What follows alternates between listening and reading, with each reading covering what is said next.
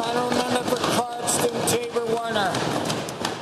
Thank you, Mr. Speaker. Red tape seems to spring like a well from this government, and unfortunately it has real consequences. As in the case of the Barn Store in the beautiful hamlet of Mountain View in my riding, the store owner was ordered by Alberta Environment to install a commercial source of water at a cost of millions of dollars and in order to stop using the residential groundwater well that they have been using for generations. Such action would effectively shut their doors. To the Minister of Environment, if water is fit for human consumption, why differentiate between residential or small commercial? Minister of Environment and Parks. Well, thank you, Mr. Speaker. And in fact, I just wrote to the honourable member's constituent and signed a letter this morning, Mr. Speaker. The fact of the matter is that Environment and Parks has a number of regulations to keep drinking water safe, Mr. Speaker, and we have those regulations in place.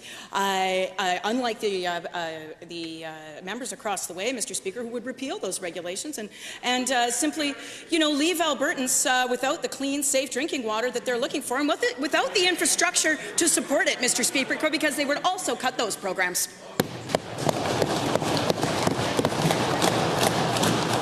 Supplemental.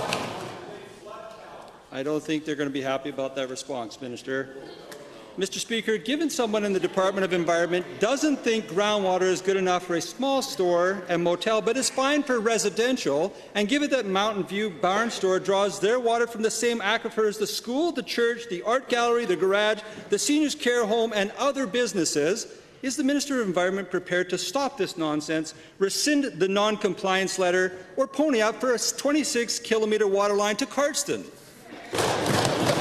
Honourable Minister. Well, once again, Mr. Speaker, first of all, I have responded to the member's constituents directly, but second of all, Mr. Speaker, this is a side of the House, the Wild Rose, that would have cut our infrastructure budgets, that would have cut our water transportation funding, Mr. Speaker. And so it is a little bit rich from a side of the House that would have cut infrastructure investments by $9 billion to now stand in their place and ask for more, Mr. Speaker. They have to decide which side they're on. We're on the side of clean water and well-supported communities.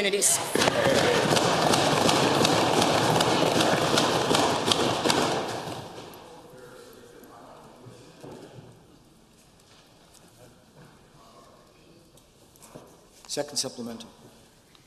Mr. Speaker, they don't need any more light bulbs. They need good solutions.